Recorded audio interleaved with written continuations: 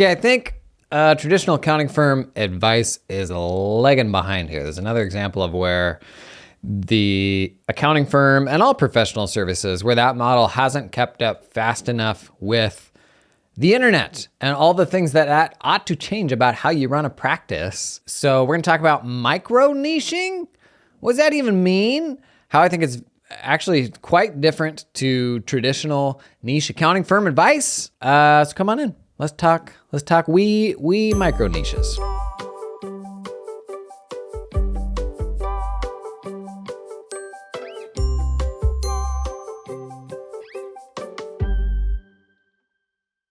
Okay, two things I want to impress upon you, things that I've said before, but have been like weighing especially heavily on me lately, and I don't feel like we talk about it enough.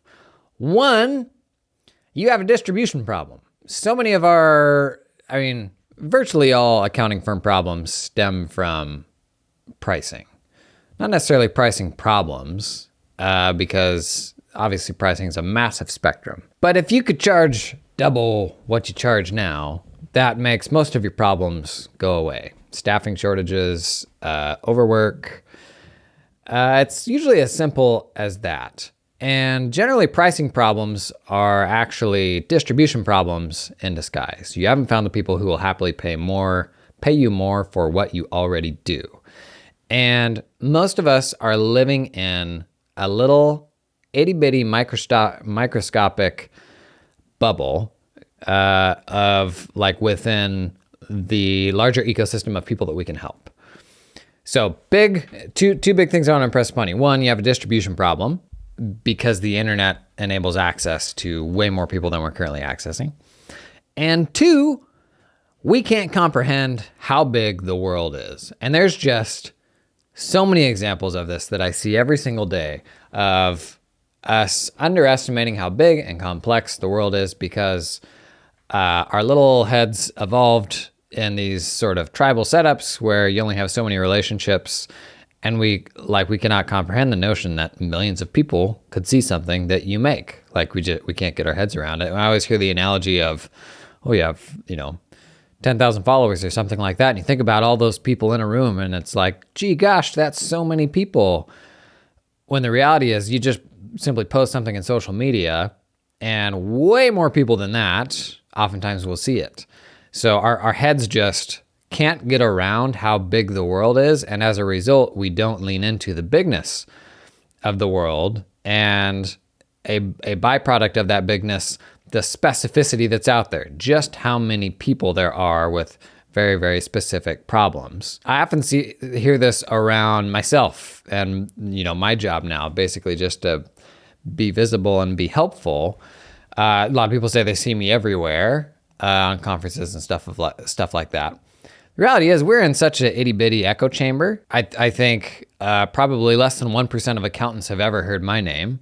Maybe less than 0.1% of accountants. Like that's the reality, is the world is just like always bigger than we expect it to be. And the reality is we still aren't that far removed from a time when everything was being done in person. I mean, there's people that listen to this that remember this more intimately than I do. But even when I started in the profession, like you didn't have stuff like social media, or at least it was very rudimentary compared to how it is now. And if you were going to build your business, it was all about going to the Chamber of Commerce stuff and like local organizations. And think about the amount of time and effort that's still invested into those things when literally on your phone, you have access to something that is, 10,000 times the size. It's the thing that everybody's consuming all day, every day. Idle time is just spent scrolling algorithms, but probably 99% of accountants aren't present on those algorithms. And that's just something that I don't think we talk about enough. How when the internet came around, you probably just needed to throw out whatever the accounting firm model was or the professional services firm model was and really think through that again from scratch, because all of the constraints, all the geographic constraints and the ways that you met people really ought to have changed overnight in a really positive way. And it's not to say you still can't run a firm around that local stuff, but right now I think 90 maybe 90+% of firms are still run that way, and that certainly shouldn't be the case. If you think about what you see online from accountants and from accounting firms, it is a tiny, tiny subset of them creating any sort of content online. A lot of it is the canned boilerplate stuff that maybe they're paying a subscription to get access to. The rest of it is really, really corporate stuff generally. And there's a distinct lack of, personality, like a person present in that content to build a relationship with. And even then, most of that stuff is really just like high level, very general, how to manage cash, how to understand your financial statements. Like it's very, very basic stuff. And I'm definitely a believer that you don't need to reinvent the wheel in the content that you're putting out there. We try to do very 200 IQ things when our clients are operating at 50 IQ usually. But I will say there's virtually nothing out there that is really compelling stuff for a super specific niche. So man, I don't know that I can put my finger on just about any firms out there that are making super, super useful stuff for a hyper niche. And that is not like S-Corps. It's not e-com. It's not like a big niche like that. It's somebody within that niche with a very, very specific problem. And I think the reason is it is really, really hard not to chase vanity metrics or this mental model we have of what success on social media looks like. So if you post something and only 50 people see it, you think, well, you did something wrong, or it's not good enough, or it's not helpful, or something like that. When the reality is unless you're finding a very, very specific type of person, that information probably isn't super valuable, super specific, something that they couldn't get elsewhere. And niche advice today is generally centered around relationships and referrals, and that all is valuable. But that conversation around niching is usually completely disconnected from how you can build that hyper niche algorithmically. So who are the people that you can find on social media that have a very, very specific pain point? That's a really big factor today and how you ought to build a niche. And a really rudimentary version of this was SEO. Is if I can build a firm around strong SEO, then that's a rationale for going into that niche. When the reality is these days, I think that effort is much better spent on social media. Some big question marks about the long-term value of SEO as that space has gotten more crowded and as a lot of search is now going to language models. But is there a compelling hook to find these people on social media? That's a really big factor to me in how I would decide how to build a niche these days. But let's talk very specifically about hyper niche versus, I think, traditional sort of framing of niches in the past. To me, things that are not niches, I support S-Corps. I support online sellers. I mean, just about every business is going to sell online longer term, right? People in my state, restaurants, influencers. To me, the beauty of the internet and social media and what that all enables, and this has been for me a very long personal journey of pushing back against vanity metrics and how that feels good and how success and, the outward appearance of the value of what you do is really built on number of followers and public perception of that.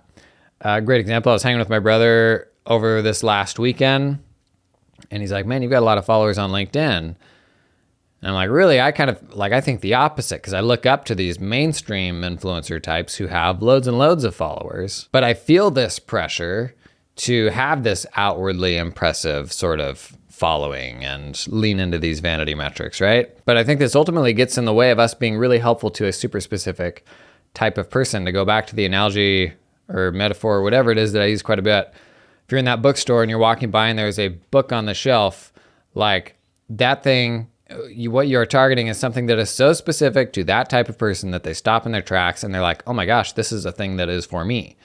And those social media posts, the really, really good ones, they give you that same impression, where you stop scrolling and you're like, holy smokes, this is so specific to what I do, so specific to the problems that I face that I have to immediately stop or bookmark this post. Team, this episode is sponsored in part by the fine folks at Client Hub, where AI isn't the future, it's today, it's now, it's here. I guess that means it's both the future and now. But it is happening in the present. They're shipping cool stuff. every day. Not just talking about it, they're doing it.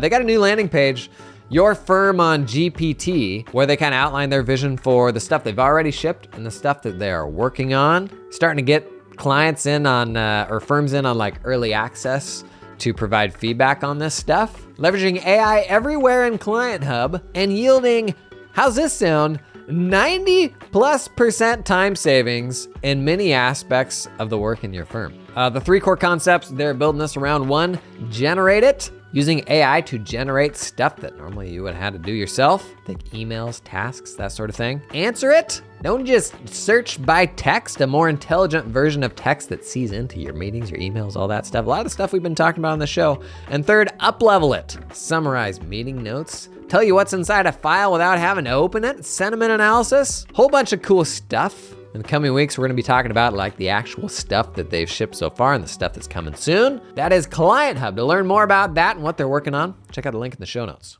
Gang, this episode is sponsored in part by LiveFlow. LiveFlow is the easiest way to sync that QuickBooks data back and forth to your spreadsheets. You may have seen this actually had a big announcement lately. So this fall, G2 gave them the top spot in their fall 2023 report as the leader in the financial analysis category. That's right, they won, number 1. Nice work. If you've been around my channels for a while, you've seen LiveFlow. Kindly, they have sponsored quite a bit of stuff. And I'm not saying I'm taking credit for it, but that was probably why.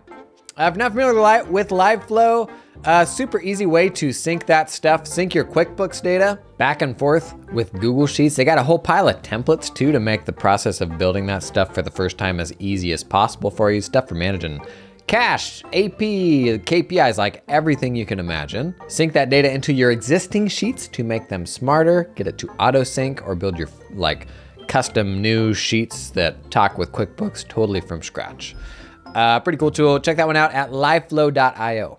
But for all the same reasons that a lot of us are afraid to niche at all, people are also afraid to micro niche because you feel like you're throwing a bunch of people out along the way when what you're actually doing is becoming more valuable to a smaller subset of people. And at the end of the day, that is what running a successful accounting firm is all about, is being extremely useful to a small subset of people. And all the people outside that bubble will look at what you do and not understand it, and it'll look ridiculous. And the prices that you charge will seem outrageous because they don't have the same understanding of the very nuanced problems that those people have that you do. And when we look at coaching groups and mastermind groups where people pay astronomical amounts to be there of their own volition, they're choosing to give their money to be there, that's generally us not understanding the specificity of those problems that those people are solving. And we've talked about this a bit recently. The one that stuck out to me was we were doing kind of a challenge episode using ChatGPT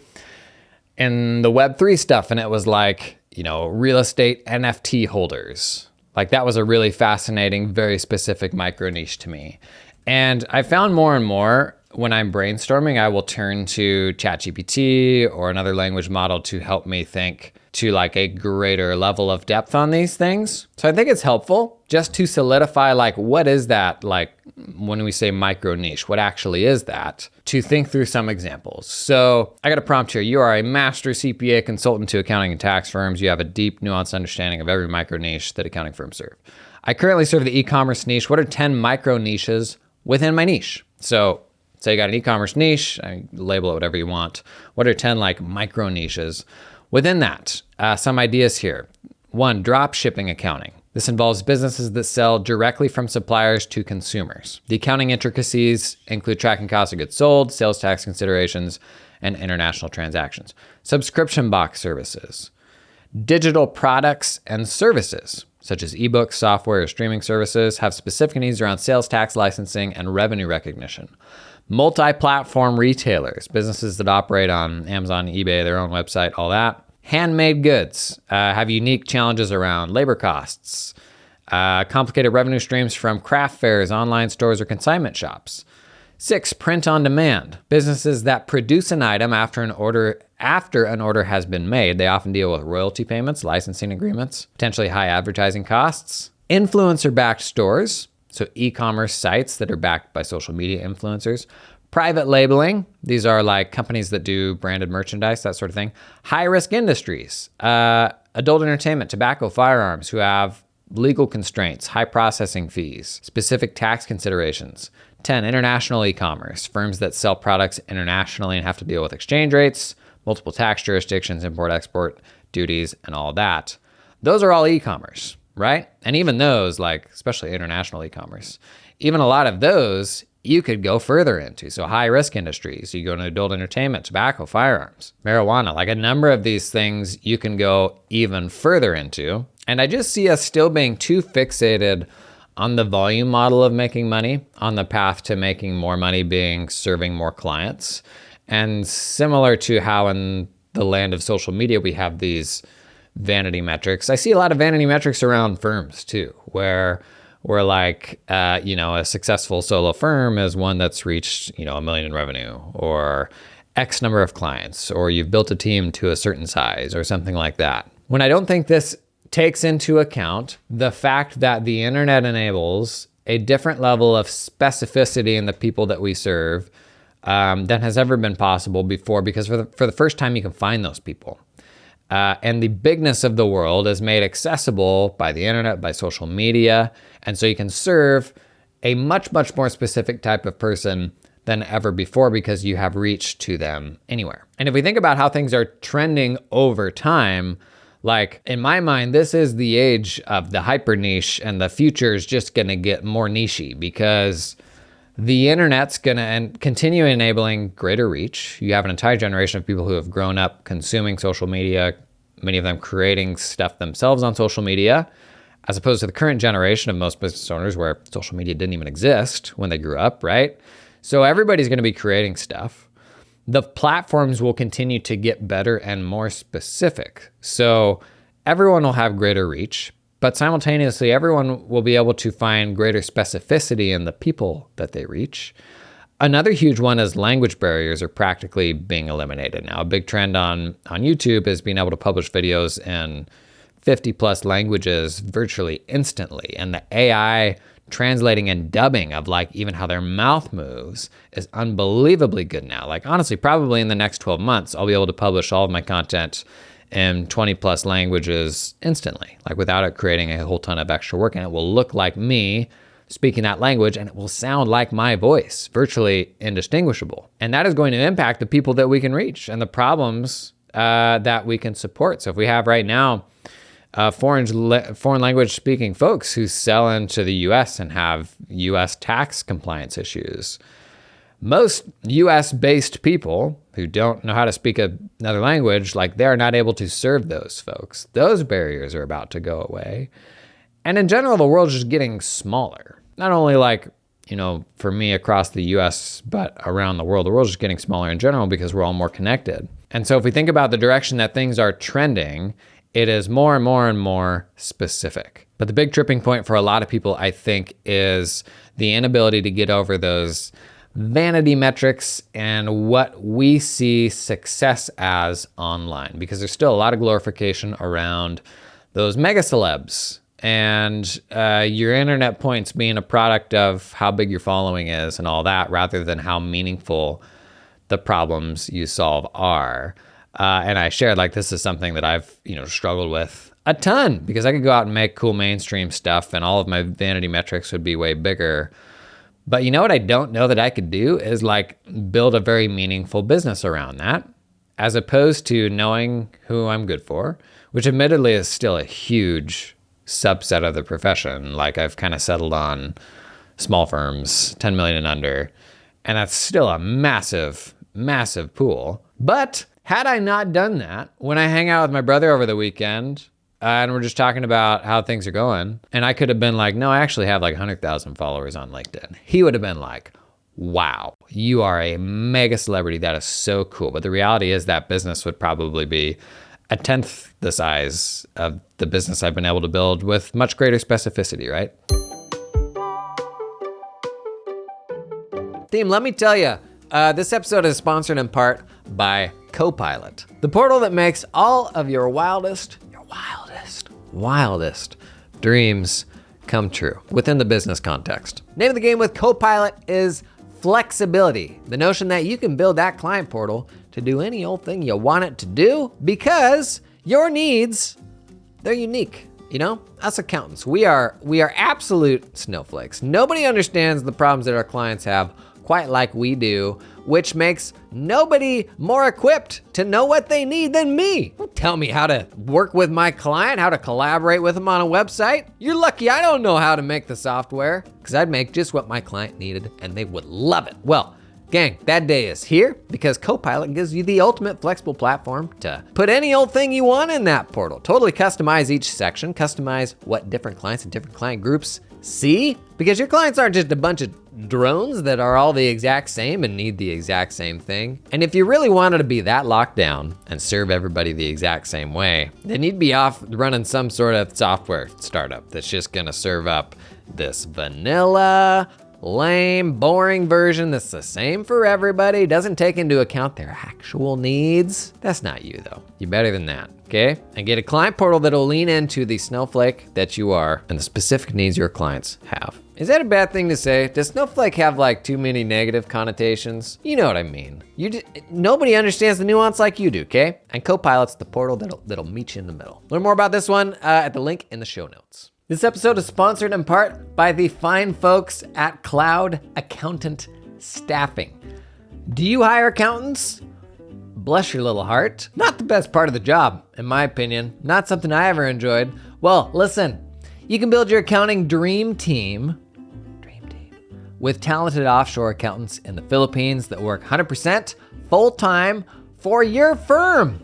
Their accountants aren't freelancing or contracting for multiple firms. They're all yours. They work exclusively for you and are incentivized to stay with you and your team long term. They're not gonna get swiped. Cloud Accountant Staffing is 100% dedicated to the accounting industry and founded by a former accounting firm owner that understands your business, knows your pain points. They had to hire some accountants and they said, you know what? We're gonna build our own pipeline in the Philippines, gonna pull in some super talented people and then open that up to other firms. Basically, that's the story. I've been talking a lot about staffing, building more resilient staffing pipelines for your firms. I had staff in the Philippines, totally red pilled me to oh geez, we need to globalize the way that we get our work done. Check these folks out. Link in the show description, cloudaccountantstaffing.com.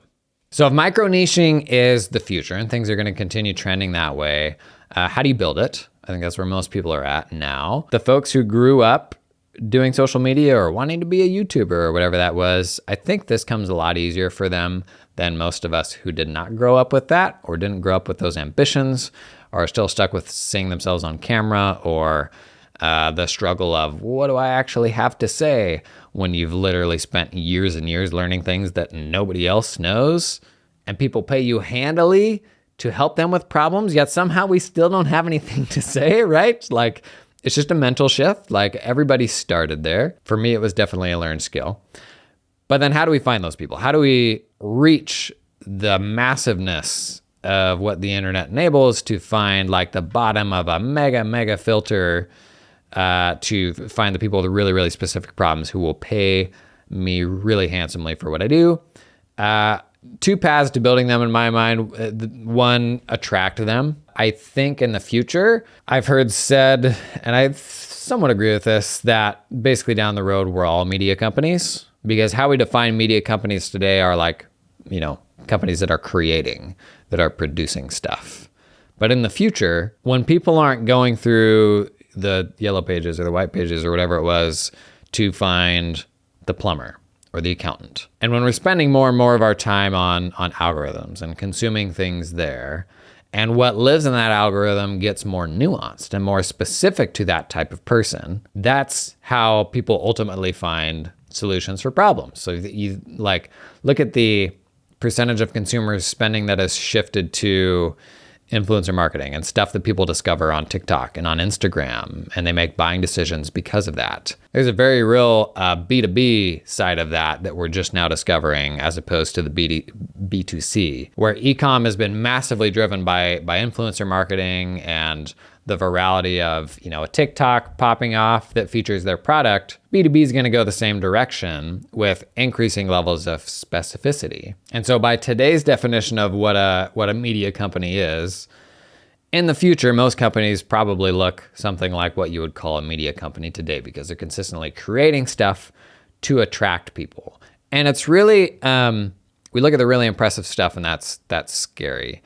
But it's really as simple as just having conversations. It doesn't even involve video or you even being on video necessarily. Like, it's just a matter of consistently turning up and having conversations around the pain points that you solve that will attract people that have the same pain points. And obviously there's a ton of nuance in the right and the wrong ways to do that, and how most of us live out our social media lives like through more of a personal lens that muddies the problems that my clients have versus the problems that I have. And running both of those things through a single social media presence doesn't really work. But investing the time and having those conversations consistently around the problems that you solve in order to attract people, that I think is ultimately the main way we're going to pull people in. But again, the biggest trap there is I think people are trying to build something that will attract 1,000 views when honestly a 10 view video for a very specific type of person is probably easier to build a business around. Second, the way that we build this is by finding those people. So attract them and then find them. Social media, I think, and AI in general are going to create this sort of renewed hunger for in-person, more experiential stuff. I think we saw this out of COVID. There was a big appetite for people to get out of the house and go to events and meet people in person. I think that's just going to keep getting more and more powerful as some aspects of how we communicate with other people are eliminated. Like, we don't spend as much time on the phone anymore, and we don't. Coming out of COVID, when we moved, really to virtual meetings, we absolutely haven't bounced back to what it was because of the convenience and simplicity of virtual meetings. And the result is we all have this human longing for in-person connections, which makes those in-person events super powerful. And so I think we're going to keep having this sort of increased hunger for those in-person events. Those places are going to be gold for finding people with very specific problems. All the conversations we're having around greater specificity and what we put on social media, same thing applies to in-person events. So even putting on your own events could be a great way to find them. Greater emphasis on micro communities, on online communities being built around specific people and those folks getting together in person, and you being able to Trojan horse your way in there as a domain expert is absolute gold. That's a great way to find clients. And I think oftentimes we go down the sponsorship path, or you're going to engage with that event through the lens of being like a vendor, when the most important thing is that you're just there as a person and you're meeting people and you're having conversations and you're learning and maybe you're picking up some clients. But I tell people this all the time in the accounting software space, who they're like, I don't know that we're going to have the budget to get a booth, or all the booths is sold out, so I don't think we're going to go this year. The value is in you just being there as a human and meeting people and connecting with folks and learning. Maybe there's value in the booth, but there's a ton of opportunity just in being present and learning. So that is the find them side of things. So how do you build it? Attract them. That mainly happens on social media, and then find them. That's happening in person. And I still think most of us haven't niched, honestly, at all. And I always had a complex relationship with niching down or specialization. I didn't get all that excited about it because honestly, I was like, we have a firm. It's worked for the last 80 years. Honestly, it makes really good money. And so I didn't really feel the pressure to specialize because it felt like what we were doing was working. But all that being said, it certainly didn't mean that it couldn't be better, that it couldn't work better, that we couldn't be higher margin, that we couldn't charge twice as much for what we did for a more specific type of person. In a larger firm like that, where you're running 30 to 50% margins, the reality is you can trade 3 or 4 low-paying clients for one new, really well-paying client that was more or less the same amount of work. So while most of us haven't invested in niching down all that much, I would super encourage you to think more about where things are headed, and it's in a much more micro niche direction. And I think oftentimes if we're not having success on social media going into a niche, a quote unquote niche, it may be because it's not specific enough. Like if you're just talking to e-com people online right now, honestly, you have to be prolific. Your stuff has to be at a really, really high level. And when you're starting out, it probably won't be. And it has to be prolific because there's a good number of people already there offering advice for e-com sellers. But the more micro you go, the lower the production and the clickbait kind of the lower those requirements are, I guess. And when you're first starting out, like, you're not going to be great at that, optimizing every little thing. And so oftentimes if we're striking out there, I think it's probably just because we aren't specific enough yet. But what it feels like is maybe you're too specific. I only posted this video about how to read a balance sheet for e-com providers. But if I would have just made it more general, more people would have watched it. Maybe, probably, but would it have gotten you any closer to meaningfully converting clients? No. Like, it's the reason that I'm not ultimately interested in having 1 million TikTok followers. How does that then convert to finding people with really, really specific problems who will come pay you well for what you do, right?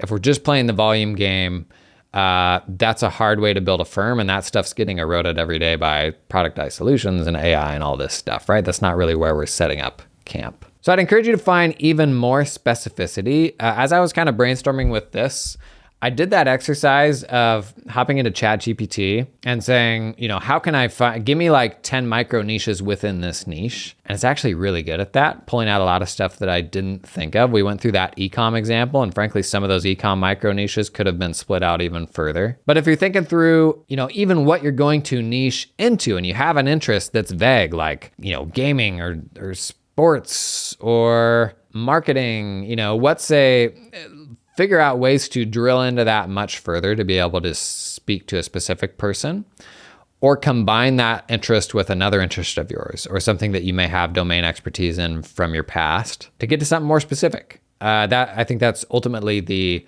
secret sauce to doing meaningful work on social media when it comes to attracting high-paying clients, is just getting more specific. So there you go, micro niching. I don't think we're talking just quite enough about how the internet enables this and how that's kind of where things are headed. The algorithm's getting more specific to my interests and how professional services can lean into that a little more. That's all I got. I'll see you in the next one.